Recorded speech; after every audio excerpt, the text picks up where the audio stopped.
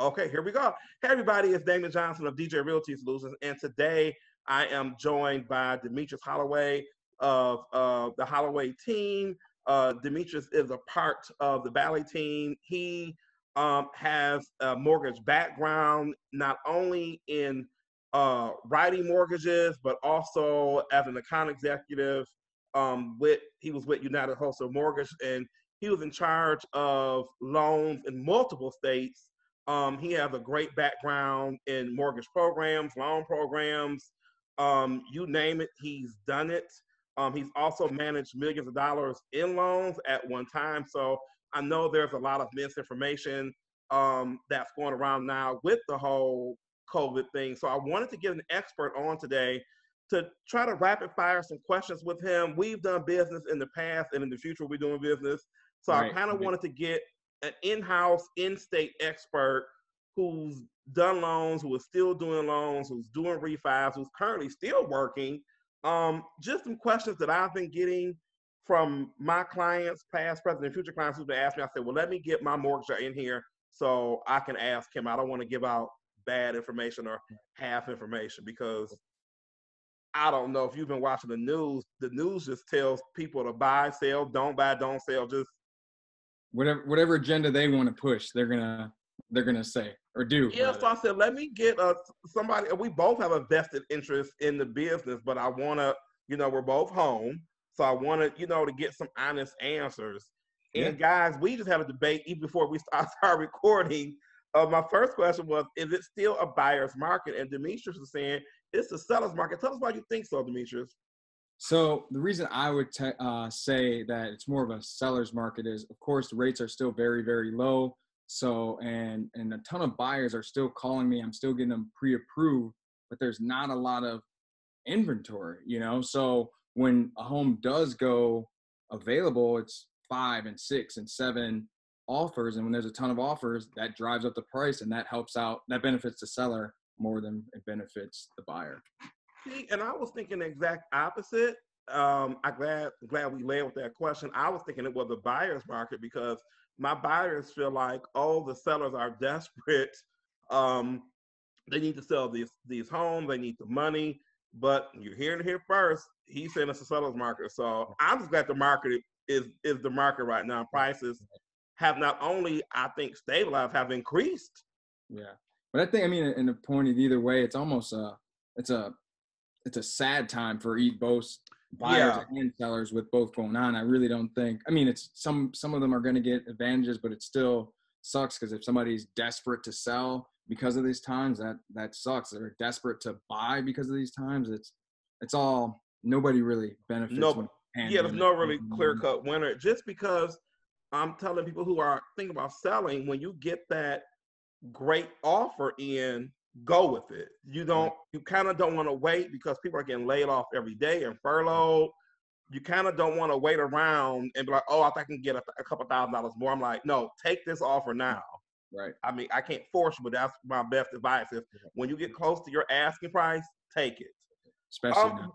Wanted to ask about, there was some concern when they said FHA changed their credit score requirements, that some were lower or higher. Is it true that everything now, I've been telling my potential clients that I want you to have a 640 plus. What do you think about that? So I know there's been a lot of news with like Chase saying that they're raised it to 700 and you have to have 20% down. I know a ton of people think that's the new norm, but fortunately I'm a mortgage broker, so I have access to 20 plus lenders. We used to be able to go down to 580, but now it's 640. 640 is still, it's not the best, and it's not 580 obviously, but you don't have to have a 700. And then the down payment, you can still go as low as 3% down. FHA is still 3.5%. What has changed a little bit, people are still calling about the MISHDA and the down payment assistance. They're not stopped, but they're very slow and kind of on hold, because it's very hard for someone to give money when they don't know what's going to happen with the whole state of the world. So that's right, because I had a client, I'm glad you mentioned MISHDA. I had a client who was asking about MISHDA, and the guy that I had used for a previous MISHDA deal was like, it's not, he said the same thing, Damon, it's not over, but it's over. Right, It's a long hold because that money comes from the state and comes from the government, and they just aren't passing out quote unquote free money right. right Because they focus now. on unemployment and making sure these small businesses have money. You're kind of pushed on the back end, you know. Yeah, because I think with the credit, and I know you've been a big uh, proponent of this, and I have as well. Like, you want your credit as high as you can get it, especially now, because when you don't have the score, you limit the number of lenders that you can take the client to. Right, When you right, have the lower score, then you have to go to this guy right, or you have to go for this program. It doesn't leave you any wiggle room. And I've been telling people now who have been waiting, work on your credit now. right. If you can't do anything else, I'm not saying you can't save a bunch of money, but work on the credit now because it's only going to help you. You have to have the credit now. There is no wiggle room. Yeah, yeah. There's So work. not the flexibility we used to have. I don't think it's going to be forever, but it's going to be the new norm for, I would say for the next couple months or 6 months at least. You know what I mean? Until things get back to normal. So as close to 700 as you can get me, Right, works out right, better for you. right, right. Because I mean, the lower your score is, the more money most likely will come out of pocket. So if you can work on getting your score higher, then you keep more money in your pocket. Cash is king, especially times like this. Especially now. I know you had touched on pre-approvals. Are they still 90 days? And how important is a strong pre-approval now? So there's still 90 days. Some lenders are having like overlays where they want your credit reports to be within the last 30 or 60 days. But there's still, the 90-day window period for most lenders. But pre-approvals, they're still important. I don't think they're more important than they were. I think they're always going to be the number one step and the most important. If you're going out to see homes with a realtor like a normal time, you still want to know where you qualify and what you're looking at. And if you're doing it virtually, you still want to make sure you're getting pre-approved so your realtor knows which homes to show you virtually or which ones you actually need to look at. So I don't think it's more important. I think it's always just going to be the most important, regardless of times, because you got to know what you qualify for.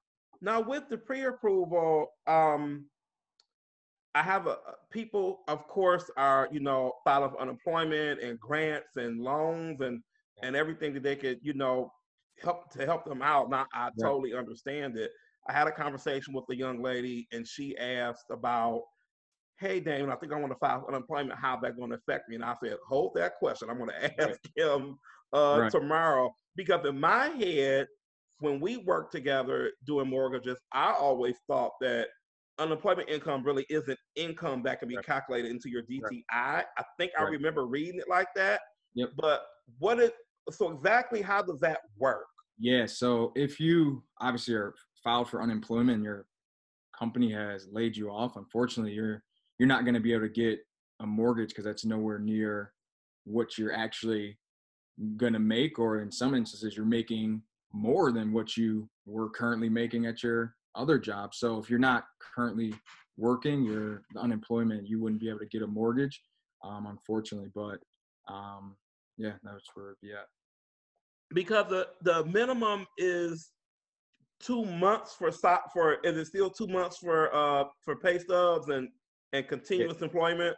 Yeah, no, it's 30. It's 30 days. So you just need your two most recent pay stub over the last 30 days. Still. Okay. How about I'm throwing a lot of questions at him. Yeah. I have to get him while he's here, and I know he's smart enough to get him. I have had everybody on.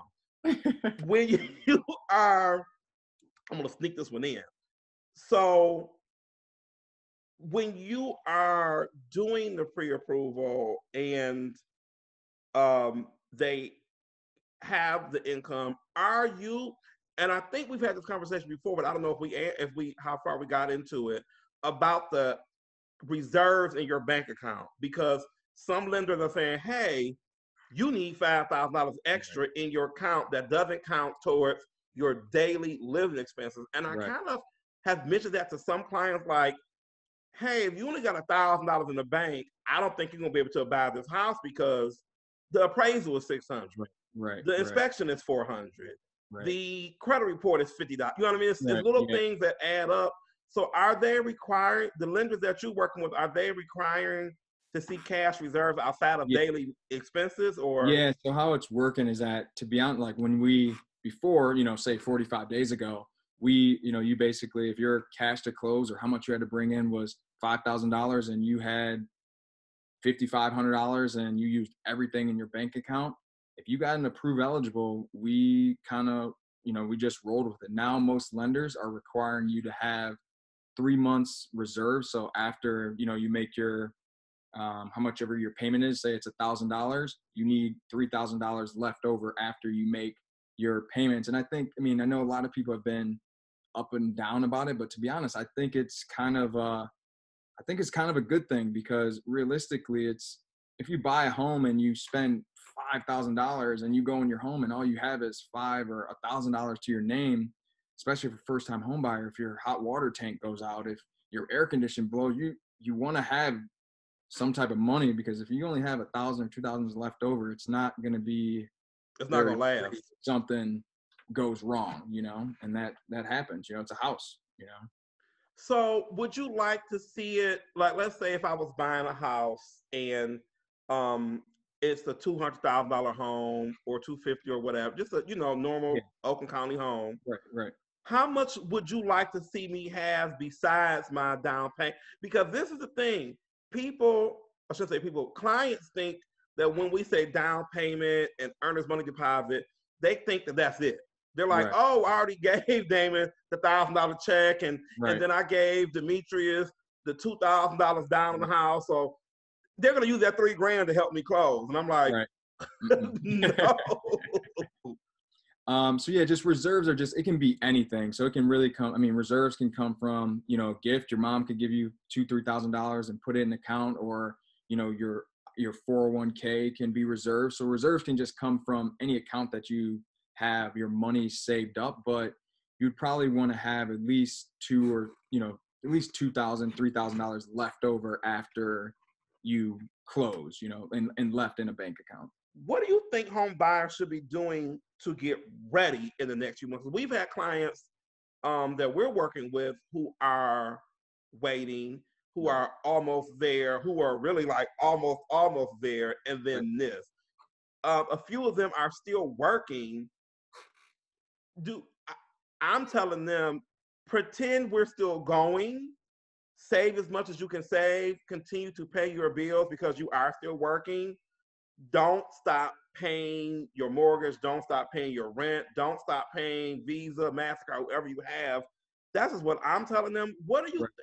Am I telling them the right thing, Yeah, or what are you yeah. thinking? So I've been telling most of my clients, like, the kind of top 3 or 4 things I've just been telling them, to be prepared is, one, I'm sure you probably do some of the same things. One, like, now that you have more free time, you're working from home, whoever, if you're buying it by yourself or you're buying it with a spouse or cousin, whoever you're buying the home with, figure out your like must-haves, and then like start to look at must-have like areas that you want. So when you do come, say 2-3 months, you're not just like, hey, Damon, Demetris, I want to buy a house. You haven't done any research. Come with you can come with a plan now that you have time. I get people are busy before, but now you have a little bit more time. Have that, or, have a kind of a list together. Be a little bit prepared so you have an idea where you want to be or what you want to do. And then the second thing I've been saying is, go get like a free credit report or Credit Karma or something like that. Just look at your credit and see like if there's any derogatory debts or collections or anything like that, or misinformation.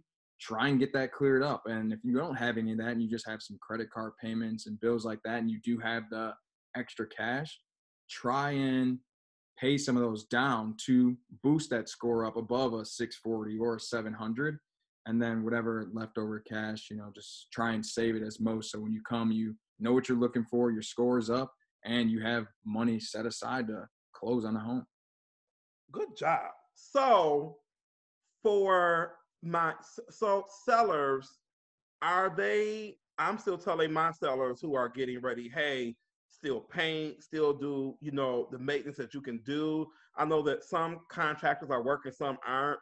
Right. I'm telling them, paint, the raking, the dead leaves, the trees, the the smoke detectors, the furnace filters, the things that I know come up on inspection reports. I'm still telling them, hey, get that ready.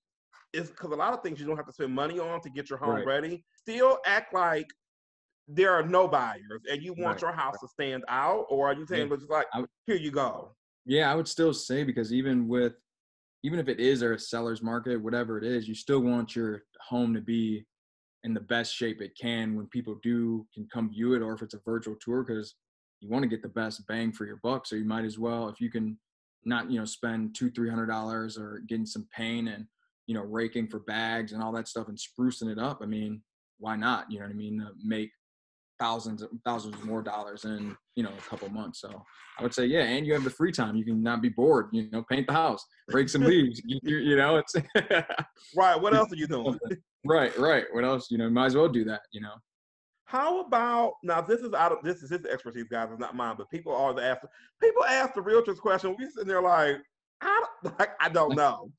People are asking, Damon, should I refi my house? Now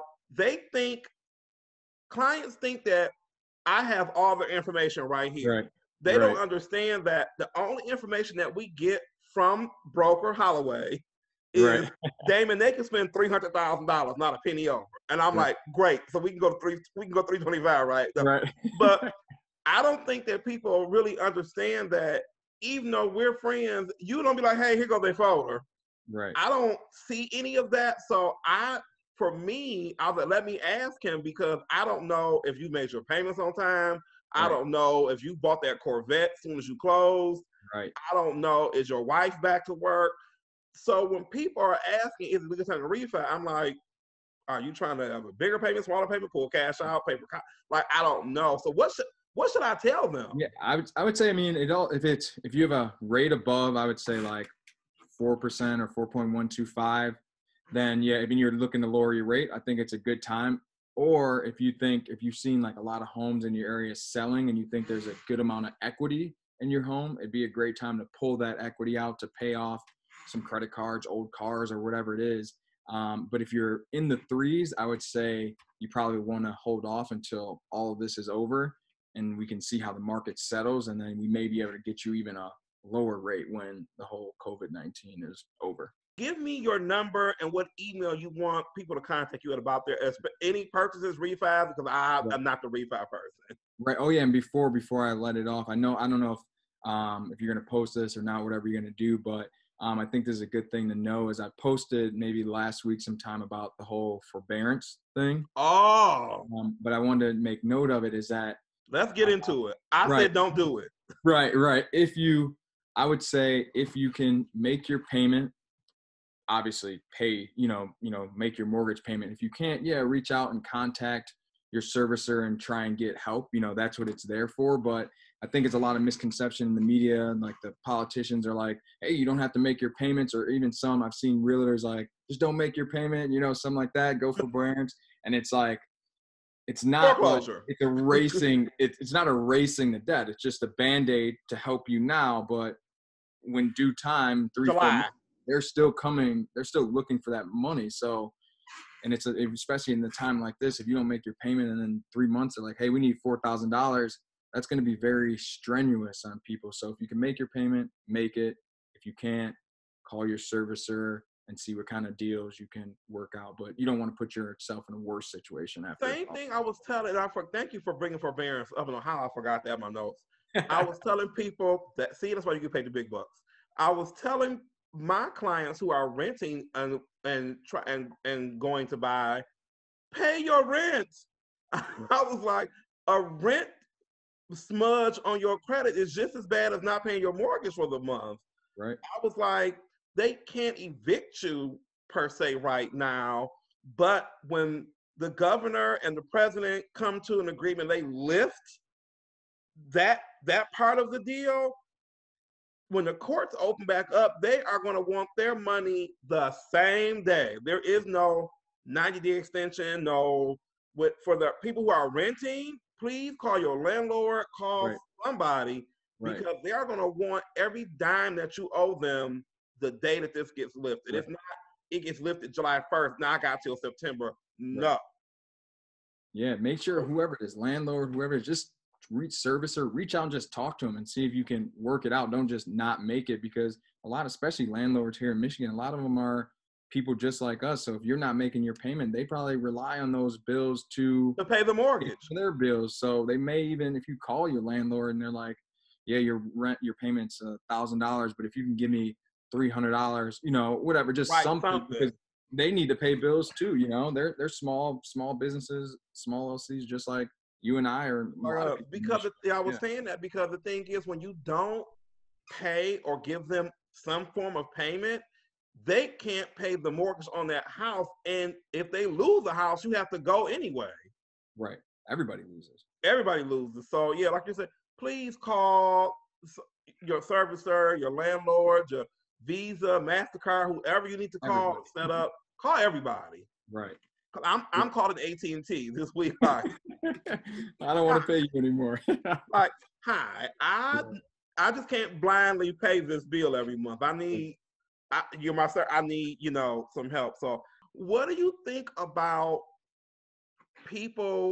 clients who are nervous about? They're like, Damon, I got the score, I got the income, I'm still working. I have the down payment, the EMD, the closing costs. I got 30 grand in the bank. I'm just nervous. What's the best thing you could tell them?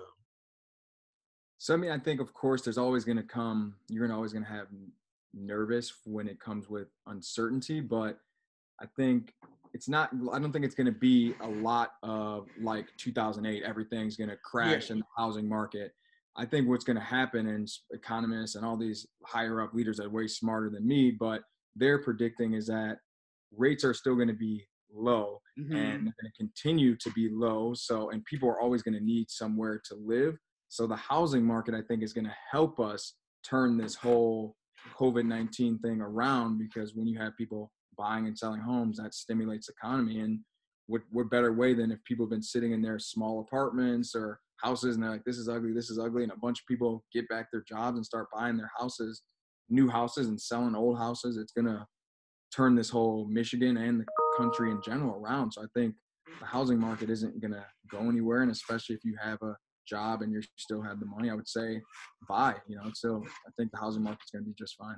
Yeah, I've never known how I thought my place was really big. I never know how, like, was this? You never know until you hear day in and day out. You're like, where are you? Yeah, and I remodeled my house in 2018. I'm looking around. I'm like, man, I see a lot of imperfections I could pick up. Like, I'm like, didn't I just do this? Yeah, I had to get my dish. I did a video about that too, about having your handyman on speed dial.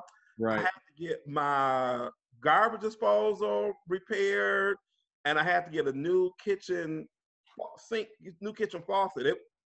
That was an ordeal. That's a whole nother show. I'm so happy I had you on. We have to go on Facebook Live with this now. We have to go everywhere. So you're going to be a continued guest, because what you bring to the table, I can't bring. Right. You're on the front lines of, hey, when a guideline change comes out, the realtor isn't reading the guideline change. Right. They are. So those who are telling you they are. We call the broker like, hey, is this going to work? So I'm never that person. Be like, I know everything and I'm going to give you all. Nope. Let me call somebody who is dealing with this I don't deal with guidelines. Right. Let me call a guideline mortgage guru to be like, is this loan going to work? How can we get a hold of you? Give me all your contact information. Yeah. So cell phone number, only number, always directly call me anytime. It's 248-521-0467. Give it to us again. 248-521-0467. And then my email is just my first name, DEMETRIS, no U, and then at the Bally Team, THEBALLY.com. Yeah, appreciate you having me on. No, thank you so much. This is my first Zoom recording, guys. So if I goof this up, don't you Teddy Riley me. So